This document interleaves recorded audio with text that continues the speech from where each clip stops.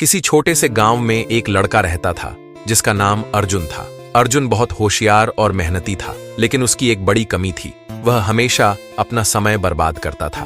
दिन में घंटों अपने दोस्तों के साथ खेलता और बाकी समय टीवी पर बेतुकी शोज देखता। उसे लगता था कि समय की कोई खास अहमियत नहीं है, क्योंकि वह हमेशा सोचता था कि कल या परसों फिर से वक्त मिलेगा।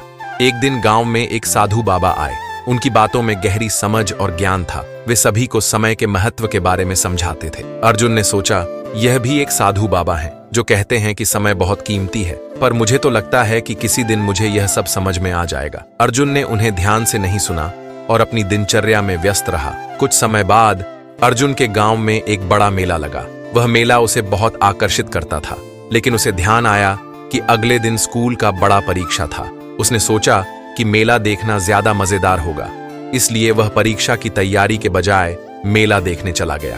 अगले दिन परीक्षा में वह असफल हो गया। उसे यह समझ में आया कि समय को बर्बाद करना उसे सिर्फ नुकसान पहुंचाता है। कुछ दिनों बाद अर्जुन ने साधु बाबा से मुलाकात की। बाबा ने उसे मुस्कुराते हुए कहा, बेटा, समय वो चीज है जो अगर एक बार निकल जाए तो वापस नहीं आती। जो समय हमने बर्बाद किया उसे फिर से नहीं पाया जा सकता। अर्जुन को यह समझ में आया कि जीवन में सबसे महत्वपूर्ण चीज समय है।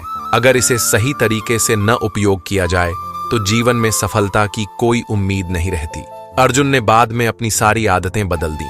उसने समय का सही उपयोग करना शुरू किया। पढ़ाई में मन लगाना, खेलकूद में हिस्सा लेना और दूसरों की मदद करना।